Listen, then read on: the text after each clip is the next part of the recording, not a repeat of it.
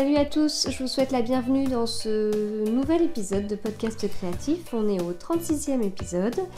Alors aujourd'hui nous allons parler beaucoup tricot, comme la plupart des derniers épisodes, mais je vais aussi vous parler un tout petit peu bijoux en fin d'épisode. Alors au niveau du programme, je vais commencer par un projet terminé. Des nouveaux en cours, non en fait il n'y en a qu'un, il n'y a qu'un nouvel en cours, mais il y en, bon vous allez voir, en fait il y a un nouvel en cours et puis il y en a un que j'ai sorti du fin fond de mes sacs à en cours pour l'avancer un petit peu, et je vous parlerai de mon futur projet, celui que je dois castonner lundi prochain. Voilà.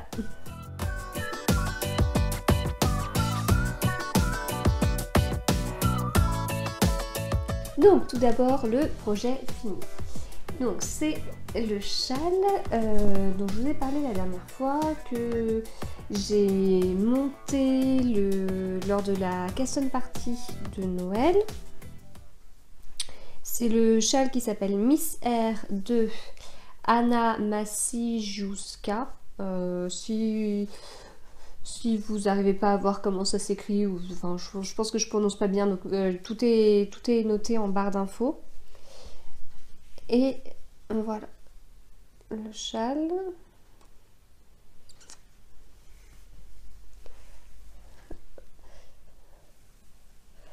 Hop. J'espère que vous voyez à peu près. Donc c'est un châle que j'ai tricoté avec les écheveaux de graines de laine qualité Pimprenelle coloris Divinidil que Sylvie m'avait offert, donc je vous en avais déjà parlé, donc encore un grand merci à Sylvie. Alors donc le châle Miss R en rapide parce que je ferai une vidéo focus. Le châle Miss R, c'est donc un châle qu'on commence par le milieu, on monte un certain nombre de mailles, on fait un petit, je sais plus combien de mailles on monte, enfin on fait quelques rangs et puis après donc ça nous donne un petit rectangle et puis on vient relever les mailles sur un bord et puis sur l'autre bord. Donc c'est à dire que sur le rectangle qui a 4 côtés, on a piqué avec notre aiguille sur 3 des 4 côtés et puis ensuite on commence notre truc avec des augmentations de part et d'autre. Voilà, donc du coup, le fait que ce soit... on a commencé là, et il n'y a pas... Enfin, le fait qu'on ait relevé des mailles et compagnie, là, ça passe à peu près inaperçu. Voilà, donc après, on a notre point mousse, qui augmente. Et ensuite, on commence la dentelle. Alors moi j'ai fait des modifications, une modification en fait, c'est que c'est lié à la taille du châle. Alors moi j'ai pas de souci avec les tailles de châle, que ce soit les tout petits châles ou les très grands châles, en fait je suis frileuse donc je porte tout. Je peux même cumuler 2 grands châles, je peux cumuler un petit et un moyen châle, je peux mettre qu'un petit châle, enfin voilà, j'adore. Je sais pas si on peut appeler ça adorer en fait. J'ai l'habitude de porter quelque chose autour du cou, même là, l'hiver, j'ai toujours des cols roulés, j'essaye toujours de protéger ma gorge. Et voilà, du coup, j'ai pas, comme je porte tout le temps des châles, je suis même capable de porter un châle l'été, donc voilà, j'ai pas de souci au niveau de la taille des châles. Par contre, sur celui-là, en fait, il fallait, le métrage indiqué sur Ravelry était de 539 mètres si je ne me trompe pas, sauf que 539 mètres, ça voulait dire laisser un gros reste, et j'avais pas trop envie de laisser un gros reste, donc je voulais exploiter au maximum les écheveaux, sauf que comme vous avez vu, ça veut dire que j'ai augmenté la partie point mousse, mais c'est un peu de la loterie parce que je savais pas combien de métrage allait prendre la dentelle. Et aussi, j'avais pas envie de m'apercevoir à la fin du point mousse qu'il allait me manquer de la laine. j'avais pas envie de m'apercevoir plutôt à la fin de la dentelle qu'il allait me manquer de la laine ou que j'allais en avoir vraiment en trop parce que je voulais pas détricoter ma dentelle pour refaire du point mousse ou en enlever. Voilà, donc c'était un peu compliqué à estimer. J'ai quand même ajouté pas mal de sections là d'augmentation. Donc de toute façon dans les explications on vous explique, on vous indique comment allonger le châle si vous le souhaitez. De manière à avoir un nombre de mailles compatible avec la dentelle derrière. Donc j'ai fait, je crois avoir fait une augmentation, une section d'augmentation de plus que le maximum indiqué dans les explications. Mais en fait, j'ai changé des chevaux, j'ai dû changer des chevaux un peu avant la dentelle, quoi. Du style là, je pense. Si je retrouve exactement où. Non, enfin bon, j'ai changé des chevaux juste un petit peu avant. Je pensais que la dentelle allait me prendre beaucoup plus de laine que ce qu'elle a pris. Je me disais avec les petits trous, et puis de toute façon on continue d'augmenter, donc voilà, je savais pas trop, mais et en fait après la dentelle il m'en est resté pas mal. Donc normalement après la dentelle on fait 5 rangs de points mousse, je crois, et moi j'en ai fait 7, j'en ai rajouté 2 de plus. Et avec ça j'ai dû utiliser 710 mètres, quelque chose comme ça, sur les 800 je crois. J'ai pas pris les étiquettes, je crois que c'est 400 mètres. Enfin bref, bon, j'aurais pu utiliser un petit peu plus mes échos que ce que j'ai fait, mais voilà, j'ai fait une estimation et voilà, j'aurais pu faire un peu plus d'augmentation, agrandir un petit peu plus le châle, mais je partais à l'aveugle, donc j'ai fait comme je pensais être bien. C'est un châle qui se tricote en aiguille 4, les explications sont en anglais. Voilà, et je suis vraiment contente de la dentelle. Alors je sais pas si je suis contente de la dentelle parce que le motif est sympa, ou si je suis contente de la dentelle parce que ça m'a demandé du boulot. Voilà, je sais pas, peut-être un peu des deux. Donc je vous avais expliqué, il y a 32 rangs de dentelle, deux panneaux en fait, deux diagrammes, chacun de 16 rangs, et le motif se répète sur 20 mailles, et il est pas... c'est pas hyper évident à faire parce qu'on a un peu de mal à retenir. Alors en fait là quand on arrive vers la fin où on n'a plus ce point là, ça va mieux, c'est plus rapide, et puis j'ai réussi à retenir, à faire mes rangs sans regarder le diagramme à chaque fois. Mais ceux-là j'avais un peu de mal à les retenir. Donc si vous êtes intéressé par ce châle, je vous conseille de vraiment mettre des anneaux marqueurs pour délimiter les sections de 20 mailles qui se répètent pour vous aider un petit peu, surtout comme on continue à augmenter, en fait on continue à former un motif sur le côté, quoi. Et il y a un truc que j'ai pas bien fait, je crois qu'en fait ici la bordure, quand on a le motif, c'est pas du point mousse comme j'ai fait, mais je crois que c'est plutôt du jersey en verre. Voilà. Donc la longueur, je trouve que c'est pas mal. Oui, c'est quasiment mon envergure. De toute façon, si vous voulez voir des photos et puis avoir davantage de détails, j'ai fait un article sur mon blog. Et puis je ferai une vidéo focus. Voilà. Donc ça, c'était le châle Miss R. Oui, ce que j'avais oublié de vous dire, c'est qu'en fait, j'avais choisi ce châle parce que la couleur de la laine, j'en ai pas parlé, mais elle est vraiment superbe. Donc coloris Divinidil, comme je vous disais. Et je voulais mettre en évidence, je voulais mettre en valeur ce joli coloris.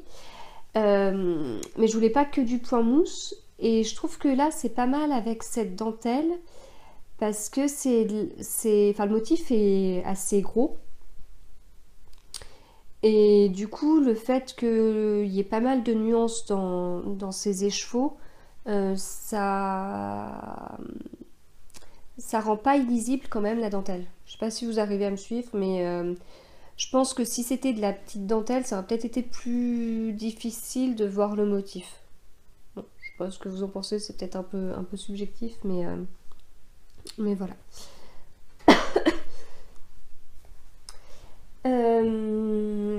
Alors, on passe aux encours. Les encours, j'en ai 4. 4 parce que j'en ai ressorti un du grenier. Alors, il y en a un, c'est le châle tout en brioche que j'ai toujours pas avancé. Le deuxième, c'est le professeur von Waffel, je sais toujours pas, de Dana Rachel, qui est donc le pull que je tricote pour mon mari. Je vous en ai parlé au dernier épisode. Alors, je l'ai un tout petit peu avancé, mais vraiment un tout petit peu. Avec les protèges aiguilles circulaires que je mets ce coup-ci dans le bon sens, contrairement à l'épisode d'avant. Voilà, c'est vraiment un tout petit peu, hein. Je vous ai dit. Donc voilà ce que ça donne. Et on voit pas grand chose. Donc là, le point, c'est le point waffle, justement. Gaufre. Je sais pas si on dit vraiment comme ça. Donc c'est censé être un quadrillage. Mais c'est vrai que comme la laine est non seulement foncée et avec des petits morceaux de couleur, là, on a un peu du mal à voir. Enfin bon, donc voilà, j'avance tout doucement. La qualité est agréable à tricoter. Et puis je tricote en 4,5. Donc c'est pas mal aussi.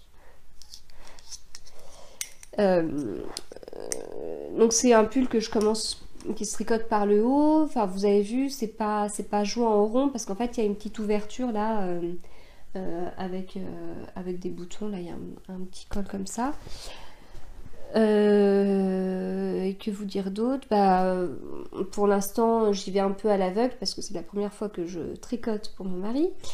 Et du coup, j'attends d'être à la séparation des manches et du corps pour pouvoir vraiment lui essayer et voir si c'est bon ou pas. Et le point gaufre est présent que sur le haut du pull. Alors, je ne sais plus exactement où est-ce que ça s'arrête, mais voilà, on le voit que sur le haut. Et après, ce sera du jersey en droit. Donc, ce sera du jersey en droit, en rond, en 4,5. Donc, même si j'ai 50 millions de mailles, bon, ça ira quand même. Voilà, donc ça, c'est l'encours numéro 1. Et la qualité de laine, c'est la Country Tweed de Cheval Blanc, qui contient 74% d'acrylique, 10% de laine, 10% d'alpaca, 6% de viscose. Et moi j'étais vraiment intéressée par le 74% d'acrylique. Et dans 50 grammes, on a 100 mètres. J'étais intéressée par ça parce que du coup, je me suis dit, ça ne va pas piquer. Voilà, et comme ça m'étonnerait que mon mari mette en dessous un t-shirt à manches longues ou un sous-pull ou je ne sais quoi, valait mieux que ça ne gratte pas. Ensuite, l'encours numéro 3. L'encours numéro 3, je vais vous parler de l'encours qui sort du grenier en fait. Puis je réserve le jacquard pour la fin. Alors là, ça commence à être compliqué parce que j'ai un sac à encours comme ça, puis ça déborde partout parce que le gilet commence à prendre pas mal de place. Donc c'est mon petit gilet rayé. Et alors là, je suis un peu nulle parce que j'ai pas prévu la fiche du modèle, donc je sais plus qui a fait ce modèle. De mémoire, c'est un modèle gratuit. Il n'y a pas le nom de la personne sur la fiche. C'est un gilet. Donc ça, c'est le modèle des explications. Et c'est... Donc je crois que c'est un modèle gratuit et il existe qu'en une taille, en taille M, et c'est mis taille M très ajustée. Voilà. C'est un gilet que j'ai commencé en juillet 2016. 2016. Donc ça date. Et là, je l'avance. C'est vraiment le bazar. Là, je l'avance parce que je participe au CAL de Mélina in Parnasse World, qui est le CAL culture de pelote, et elle a lancé un mini thème, si je me trompe pas. Je confonds les mini thèmes et les thèmes bonus. Je crois que c'est un mini thème. Et le mini thème, c'est bonne résolution. Enfin, en gros, c'est finir des encours qu'on a depuis longtemps. Donc voilà, celui-là, bah, il était temps de l'avancer parce que quand je l'ai repris, bah, en fait, j'avais déjà fini la première manche et la deuxième manche devait être à la moitié. Et puis là, je l'ai pas mal avancé. Alors si je compare avec...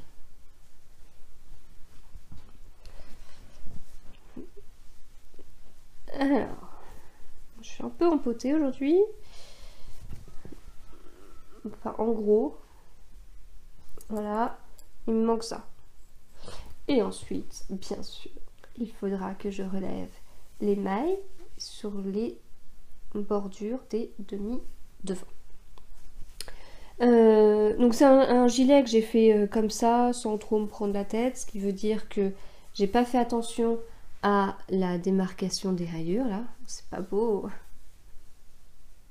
Sur les manches, je les tricotais en Magic Loop parce que je connaissais pas à ce moment-là les 23 cm, et en plus je les tricotais principalement avec le fil dans la main droite, sauf qu'après bah, j'ai pas pu m'empêcher de tricoter en méthode continentale. Donc je pense qu'en fait entre les deux manches il y a une différence de tension.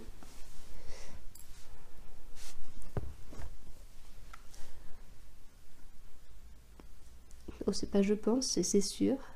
Méthode continentale, pas méthode continentale. Voilà. Mais bah, c'est tant pis.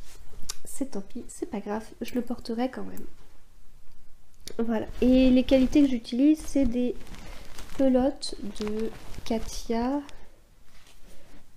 New Orleans, que j'avais acheté en solde, et qui contiennent 50% de coton et 50% d'acrylique. Et c'est assez... Voilà, donc je compte le finir, le mini thème là doit finir le 17. Donc voilà, ce sera terminé avant, parce que de toute façon, faut que je le rentre à nouveau dans mon sac façon Mary Poppins. Voilà, ce sera fini avant parce que vu ce qui reste à faire, bah, c'est un tricot qui est facilement transportable, puisque voilà, c'est du jersey en rond, sinon j'aurai les côtes à faire, donc voilà, ça va être le tricot qui va m'accompagner cette semaine au sport ou aux divers rendez-vous médicaux que nous avons dans la famille en ce début 2018. Voilà pour cet encours. Je vais vous parler maintenant du quatrième encours. Quatrième encours, ça fait peur quand même. C'est le pull Northdale de... j'en ai marre. En fait, je vais vraiment choisir les noms en fonction de... Les tricots en fonction du nom des designers. Gudrun Johnston. Hop. Je ne sais pas si vous voyez bien. C'est un modèle tout en jacquard. Et là, ça va pas être facile de montrer sans la grille. Voilà. Donc deux versions, je vous ai montré deux versions différentes qui sont présentées dans les explications. Je ne sais pas s'il y a d'autres photos. Non. Alors, ce pull.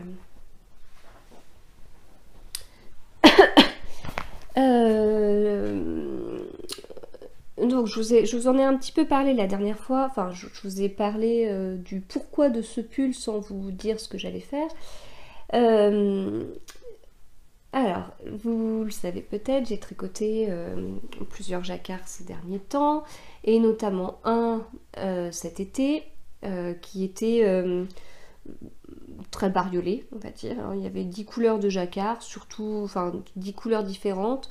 Le pull était tout en jacquard, donc voilà, ça pouvait paraître un petit peu olé olé. Comme je l'ai fait cet été, bah, moi je l'ai fait plus dans l'intérêt de tricoter tous ces motifs, plus pour ça que pour le porter. Et c'est vrai que je savais pas trop si j'allais le mettre souvent, pas souvent, comment ça allait se passer. Enfin, je voyais qu'il était portable avec un jean et tout, mais je savais pas si j'allais trouver beaucoup d'occasions.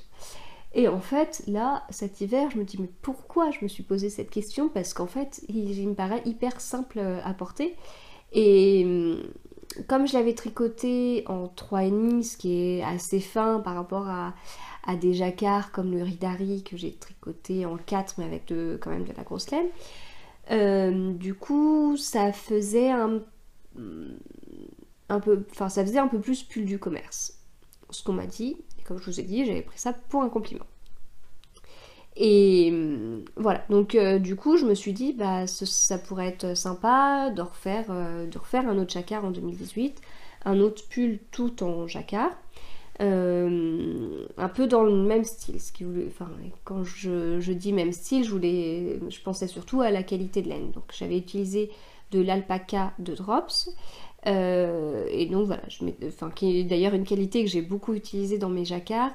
Donc j'avais fait ce pull, mais j'avais fait aussi des gilets. Donc j'ai beaucoup de restes. Voilà, j'ai plein de couleurs. Je pourrais ouvrir une boutique d'échantillons de couleurs d'alpaca tellement j'en ai. Mais voilà, je m'étais dit pourquoi pas. Et puis en plus justement utiliser un petit peu de reste. Voilà. Donc au niveau du modèle, j'ai mis un petit peu de temps à trouver. Alors, parce que j'avais une idée précise dans le sens où je voulais utiliser de l'alpaca, je voulais un pull tout en jacquard, mais je voulais pas que ce soit trop redondant avec celui que j'avais fait. Je voulais qu'il soit quand même un peu travaillé. Enfin, bon, voilà. Donc heureusement que Ravelry existe avec les recherches avancées. Quoique le Next Year in Lerwick que j'avais tricoté cet été, le fameux à 10 couleurs là, j'avais trouvé sur Pinterest, parce que j'avais fait j'avais une grosse recherche sur Ravelry pendant plusieurs jours et j'arrivais pas à trouver vraiment ce que j'avais en tête. Et j'ai été sur Pinterest, je suis tombée sur le Next Year in Lerwick assez rapidement et du coup j'ai trouvé les explications dans Ravelry, voilà.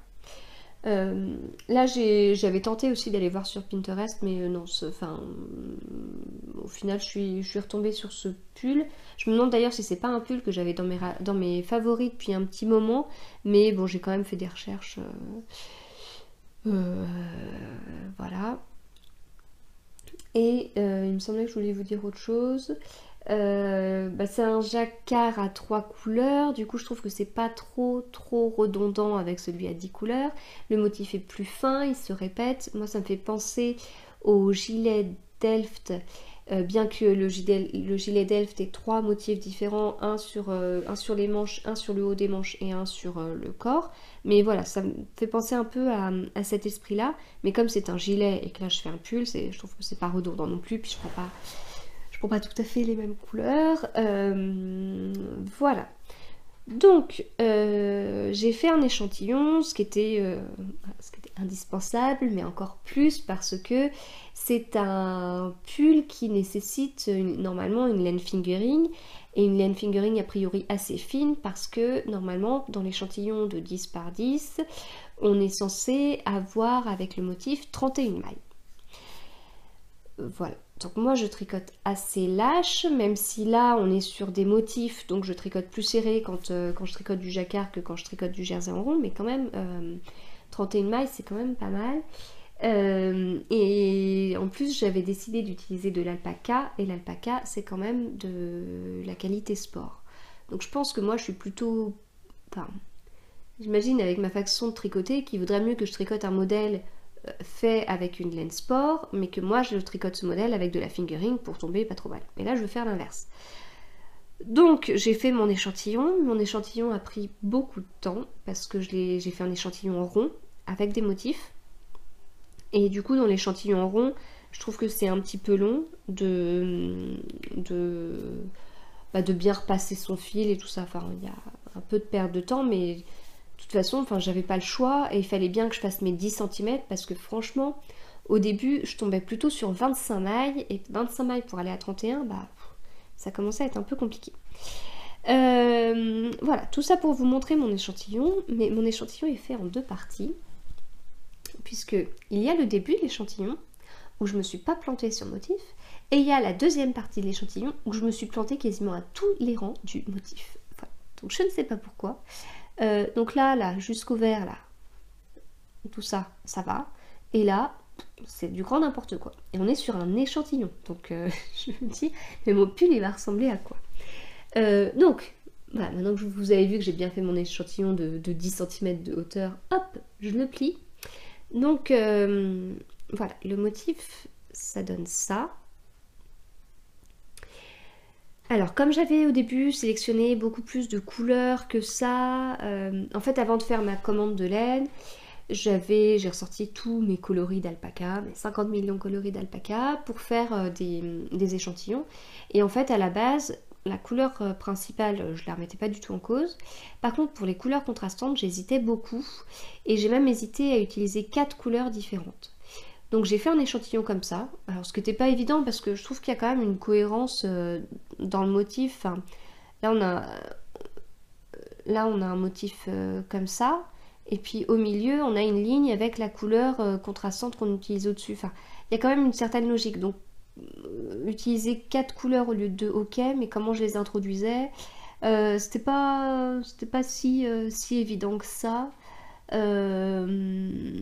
Donc enfin voilà, j'ai fait mon truc et puis de toute façon j'ai fait l'échantillon comme ça et ça m'a pas du tout plu. Enfin quand je dis que j'ai fait un petit échantillon, c'est que vraiment j'ai fait pour choisir mes couleurs, j'avais fait un échantillon sur style 15 mailles. Voilà, et pas du tout Si, je l'avais fait en rond quand même, pour pouvoir avoir que des rangs en droit pour le jacquard, mais bon, c'était pas top. Et au début, donc j'avais sélectionné, alors ça c'est du violet, hein. On le voit limite noir, mais c'est du violet. Ça c'est du vert que je vais utiliser pour la 3e fois dans un de mes jacquards. Et ça, là, la couleur principale, c'est la même couleur principale que sur le Next Year Inner Week.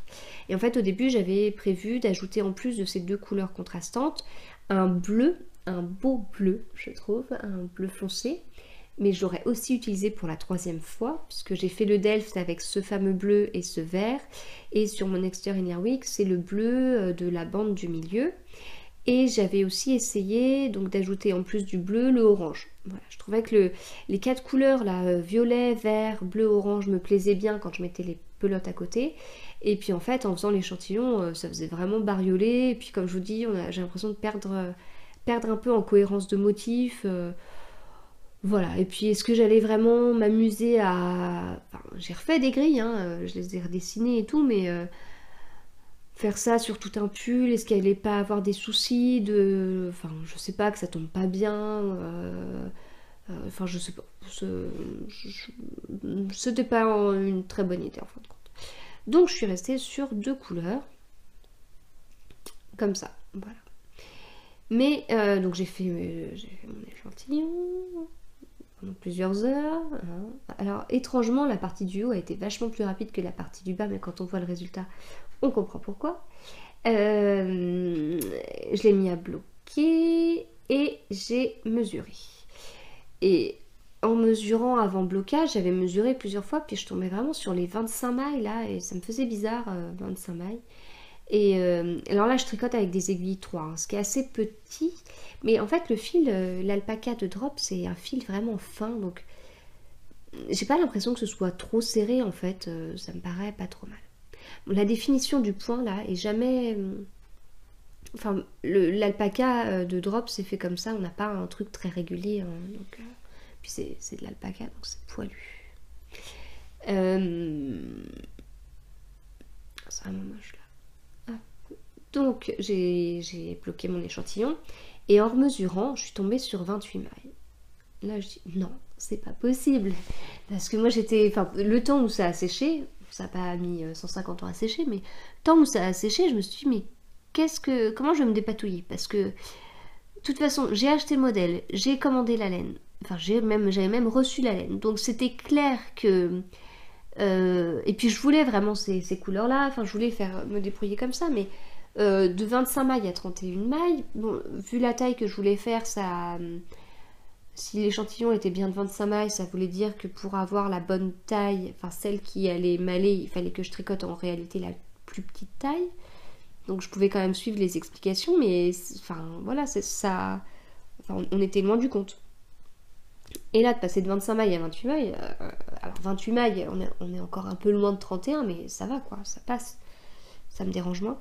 Donc voilà, autant j'avais mesuré plusieurs fois pour tomber sur 25 mailles avant blocage, et puis j'ai mesuré plusieurs fois et je suis tombée sur 28 mailles après blocage.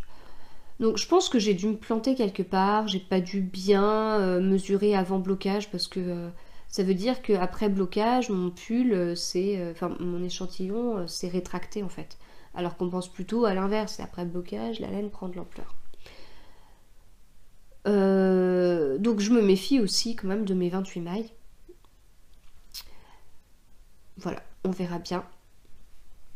On verra bien ce que ça donnera. Donc je suis partie quand même, j'ai fait mes calculs avec 28 mailles.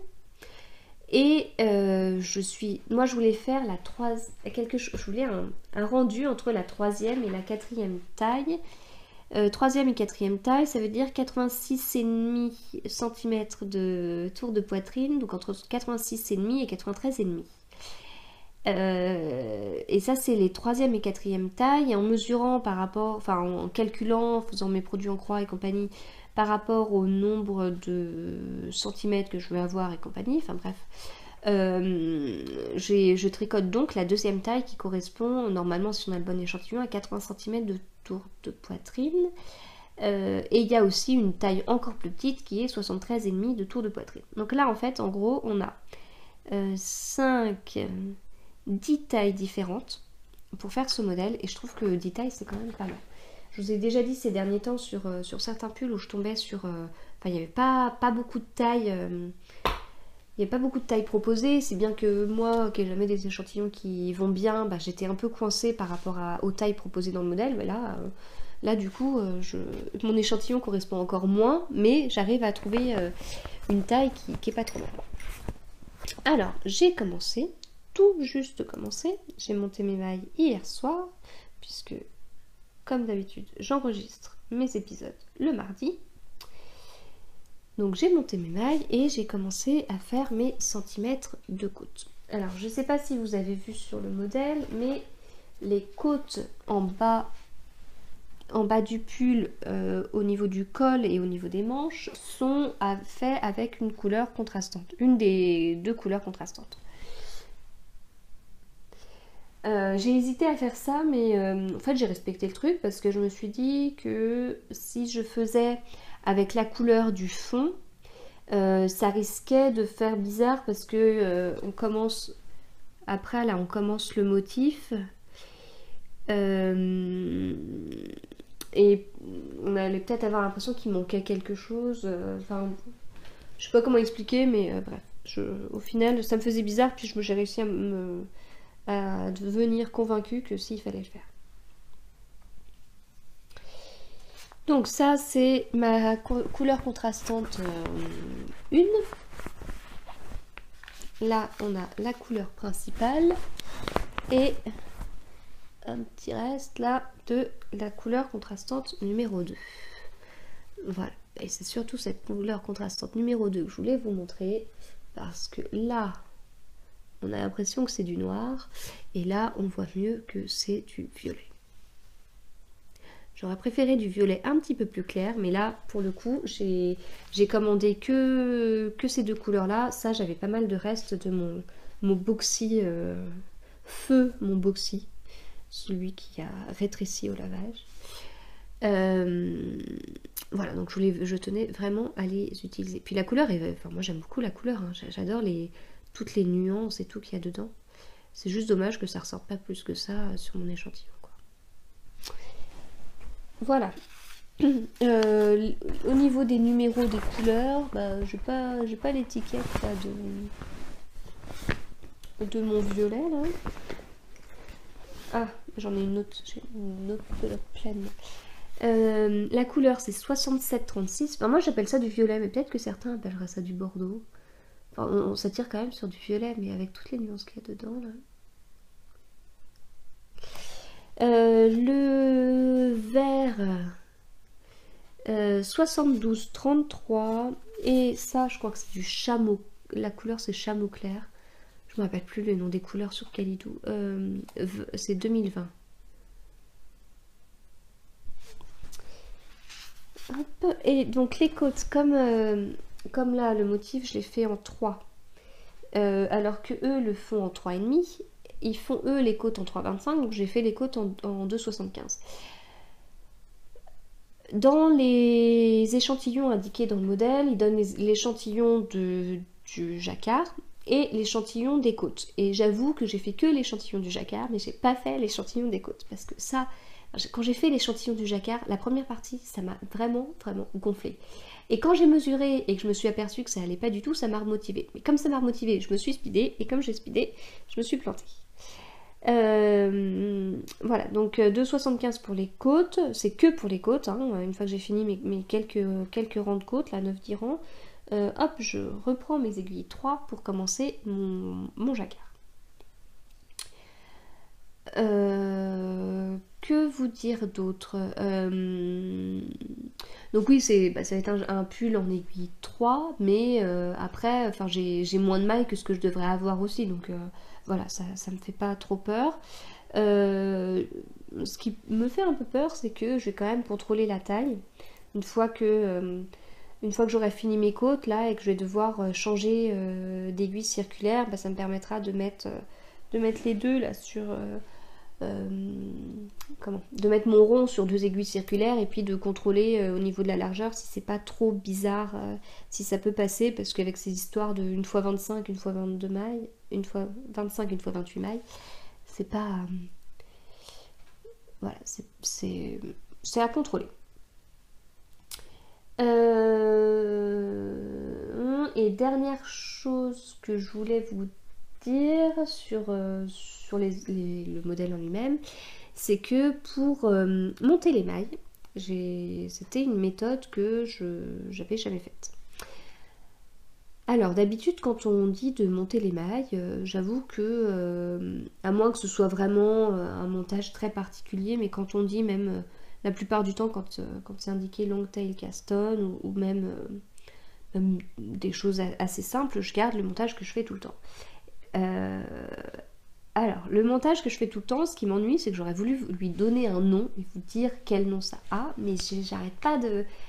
Depuis hier soir, je fais des recherches et j'arrive pas à trouver le nom que mon montage a. Mais c'est un truc, j'ai trouvé ça sur internet il y a 15 ans, parce que moi je montais mes mailles avant, je montais mes mailles tout simplement comme ça. Voilà. Donc, c'est bien.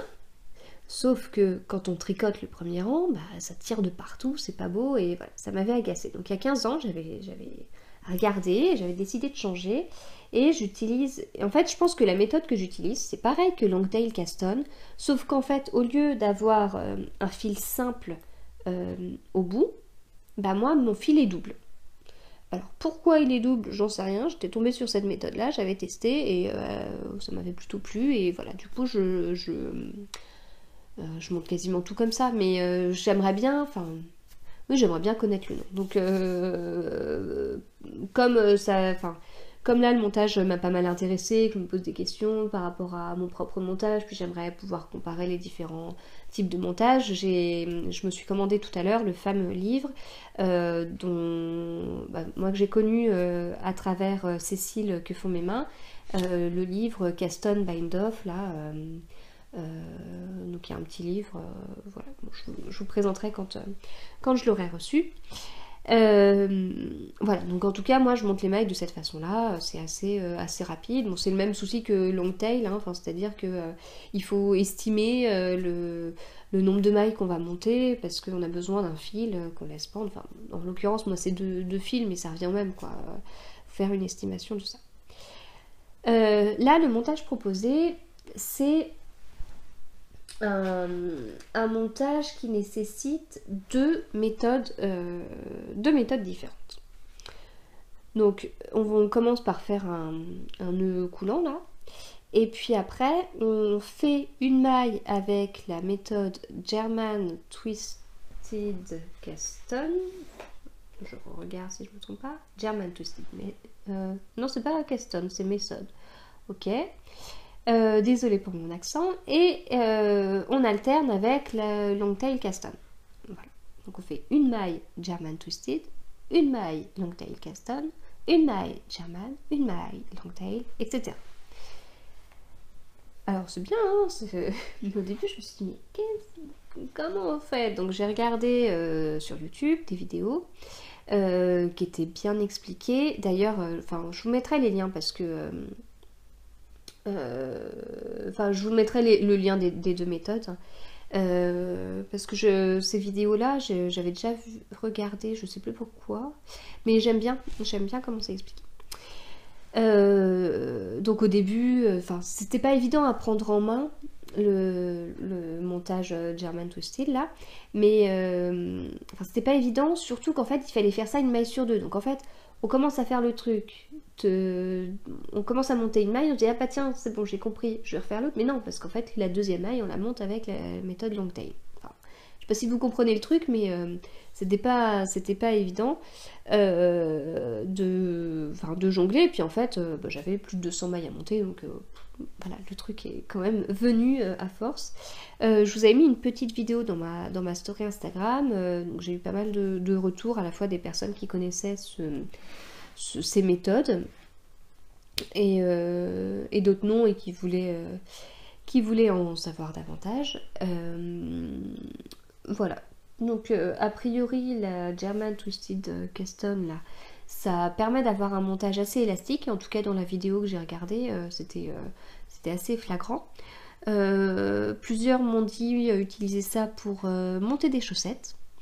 Alors comme je ne tricote toujours pas de chaussettes, mais j'avoue que la résolution de Sophie, Tricomonde de Sophie, là, de tricoter des chaussettes en 2018, ça m'a donné envie, mais ouais, surtout j'ai de la laine à chaussettes à la maison, mais c'est de la laine à chaussettes plutôt épaisse que j'avais acheté en Finlande il y a un moment, mais bon, bref. Donc voilà, ça, a priori c'est un montage pas trop mal, pas trop mal, dans le sens où élastique et compagnie. On m'a aussi dit d'ailleurs que c'était un montage qui permettait de rendre les côtes torse par exemple élastiques, alors que les côtes torse, en général on dit qu'elles sont beaucoup moins élastiques que des côtes classiques. Voilà, donc je trouve que du coup c'est intéressant. Alors je me suis jamais trop intéressée à toutes ces histoires de montage de mailles. En général, comme je vous dis, si c'est une méthode très particulière, je suis les explications. Sinon, si on dit de monter les mailles avec Longtail Caston ou un truc assez basique, moi j'utilise ma méthode. Mais là, ce truc là, ça m'a donné envie de creuser un peu. Donc je vais bien voir. Et puis autant au début ça m'a un peu surprise, autant j'ai trouvé ça assez rigolo. Alors le seul souci c'est que comme il fallait monter plus de 200 mailles, j'avoue que j'ai dû me planter quelque part et que j'ai pas dû bien alterner comme il fallait, parce qu'à la fin je devais finir par une maille montée avec la méthode German Twisted, et moi ça tombait sur une maille montée avec la Longtail Caston. Voilà, donc bon, c'est pas grave. Je pense que du coup j'ai un peu enlevé l'intérêt du truc, parce que l'intérêt c'était certainement de monter d'une certaine façon pour les mailles endroit et de monter d'une certaine façon pour les mailles envers, parce qu'après on enchaîne sur des côtes 1-1, mais bon, tant pis. Hein. Voilà, et donc là c'est assez élastique. Hop. Voilà, donc à creuser, j'ai trouvé ça intéressant. Maintenant, j'ai quand même hâte de finir mes côtes en aiguille de 75, hein, même s'il n'y en a pas énormément, pour pouvoir passer au plus intéressant qui est le jacquard. Du coup, ce jacquard, je l'ai inscrit dans 2 cales. Le cal nordique, mais le cal nordique se finit mi-février, et il faut être réaliste, je pense.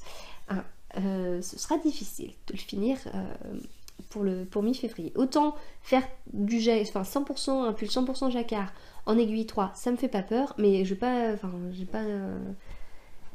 non plus l'objectif de le faire en un mois, enfin je sais pas, ça représente 5 semaines peut-être. Voilà, surtout que j'arrête pas de monter des nouveaux projets, donc il va peut-être falloir les avancer un petit peu. Et j'ai aussi inscrit ce pull dans le j'espère ne pas me tromper, le Cala Gla Gla Gla, si je me trompe pas, il y a 3 glas, saison 2, organisé par Tricot et Stitch et Corey Minaldi sur Ravelry. Voilà, je m'étais pas inscrite l'année dernière parce que je ne savais pas. Mais du coup, je trouve le principe vraiment super. Donc j'étais ravie de m'inscrire. Il fallait se trouver un nom de caille, puis dire les séries, les livres, les films qu'on va regarder pendant cette période et tout. Donc voilà, c'est assez rigolo. Voilà pour les encours. Je pense que c'est pas mal parce qu'on arrive à plus de 45 minutes de vidéo et je vais vous parler rapidement du futur projet parce que je pense que je vous en parle depuis un petit moment. C'est le gilet automne de Nadège, Nanou, Lily et compagnie que je vais tricoter avec mes superbes écheveaux de laine amourée coloris, je sais pas si c'est utile de vous le dire, caramel au beurre salé. Base Athéna, 100% mérino, il y a 400 mètres pour 100 grammes. Les écheveaux, je les avais achetés au CSF. D'ailleurs, en parlant de salon, je serai à l'AEF le samedi, donc voilà, si vous y êtes aussi, n'hésitez pas à me le dire. Voilà, et donc ça, je vais transformer ces écheveaux en gilet automne. Et je vais faire ça dans le cadre du CAL organisé par Nadège qui commence lundi. Voilà. Donc il faut que je pense à faire mon échantillon. Voilà, je ferme la parenthèse tricot. Je ne vous parle pas des futurs projets parce que depuis le début de l'année 2018, je castonne un projet tous les lundis. J'ai commencé le premier lundi avec le pull pour mon mari. Le lundi suivant, j'ai castonné le pull hier, le pull jacquard. Et lundi prochain, je castonne le gilet automne. Sachant qu'en plus, j'ai un projet boulet, là, mon projet de boulet de l'été 2016 à finir. Et en plus, j'ai mon châle en brioche qui attend que je m'occupe de lui. Et en plus, j'ai vraiment envie de le tricoter. Donc voilà, je vous parle pas des futurs projets parce que ces projets-là, je pense que je vais vous en parler pendant de nombreuses semaines. Donc couture, on a dit rien du tout. Et je passe donc à la partie bijoux, une petite partie rapide. Parce que j'ai eu envie de me faire un collier en brick stitch. Enfin, un collier en brick stitch, un pendentif en brick stitch. Bon, si vous me suivez depuis un moment, vous devez le savoir. J'ai fait pas mal de bijoux en permiyuki, j'utilisais pas mal mon métier à tisser. J'avais d'ailleurs fait un tuto sur ça si ça vous intéresse. Et en fait, je faisais pas mal de manchettes ou des bracelets souples avec le métier à tisser. Et tout ce qui est brick stitch, j'en faisais un petit peu. J'ai déjà utilisé justement pour faire des petits pendentifs et tout. Mais là, j'avais vraiment envie de faire un modèle. Je vais pas dire plus conséquent parce que ça reste un petit modèle. Mais ouais, un modèle avec des dégradés de couleurs, etc. Je sais plus à combien de références de permiyuki je suis. Je sais plus. Peut-être pas 100 quand même, mais bon, bref. Donc voilà, j'ai cherché pas mal de modèles et je me suis pas mal attardée sur les modèles faits par Pauline Héline. Elle fait des modèles vraiment sympas et elle a fait notamment une collection de têtes d'animaux et elle proposait 2 versions, la petite tête d'animal ou cette même petite tête avec une couronne de fleurs. Et elle a proposé elle a fait un jour un modèle de lapin pareil avec cette couronne de fleurs. Voilà, que j'avais aimé sur le moment et tout ça. Puis en recherchant, je suis retombée dessus et je me suis dit, voilà, je sais ce que je vais faire. Je vais faire ce petit lapin avec la couronne de fleurs bien sûr. En plus, enfin, dans toutes mes références Miyuki, j'avais acheté pas mal de gris, et donc pour les dégradés de gris, je trouvais que ça pouvait aller pas trop mal, même s'il existe tellement de références qu'on aurait pu faire un dégradé encore mieux que ce que j'ai fait, bien sûr, hein, mais l'objectif c'était pas de me racheter des perles, c'était plutôt de les utiliser. Hein. Et donc ça donne cette petite tête de lapin. Alors, comment vous montrer ça sans que les perles brillent trop ?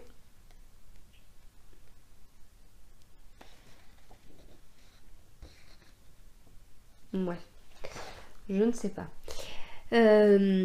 Alors, j'en ai parlé justement à Pauline Héline pour savoir si je pouvais faire son modèle, parce qu'en fait, elle n'a pas mis de diagramme à disposition par rapport à la plupart de ses autres modèles. En fait, elle m'a expliqué que la tête de lapin, c'est un modèle japonais qu'elle a utilisé, et elle a ajouté la couronne de fleurs. Alors, j'ai pas retrouvé le modèle japonais, mais c'est possible qu'elle ait fait aussi des petites modifications.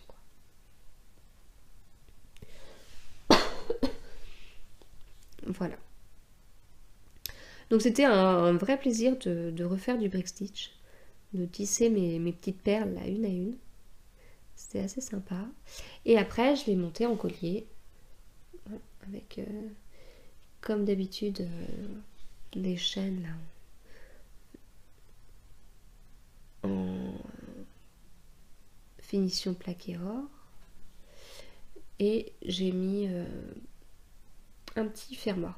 J'ai hésité au début sur la longueur parce que je trouvais que c'était un collier qui pouvait bien se prêter à une longue chaîne et faire un sautoir. Sauf que je me suis imaginé porter un sautoir avec ma dernière et j'ai vite imaginé le collier en vrac, par terre, arraché, et je me suis dit non, je ne ferai pas de sautoir, je ferai un collier plus court. Voilà, parce que oui, c'est bien un petit collier que j'ai fait pour moi, même si le motif... même si le motif est très enfantin. Donc justement la question c'était est-ce que à 32 ans on peut quand même porter un collier avec une tête de lapin? Moi j'ai envie de dire oui parce que je le ferai, mais bon. Ah. Ça passera certainement mieux au printemps là, quand les fleurs commenceront à sortir. Ça passera mieux. Puis je pense que ça peut être jouable, ça peut être portable. Voilà. Bon, bah ce sera un épisode long. Je pense avoir fait le tour, mais en même temps, heureusement, vu la durée de cet épisode, quoi. Donc bah, je vous dis à très bientôt avec plein d'avancées, j'espère. Des nouveaux projets, bah oui, il y en aura un. Et d'ici là, bah, je vous dis bon tricot, bonne couture, bon perlage, bon tout ce que vous voulez, point de croix, sashiko et compagnie. Et puis à la semaine prochaine.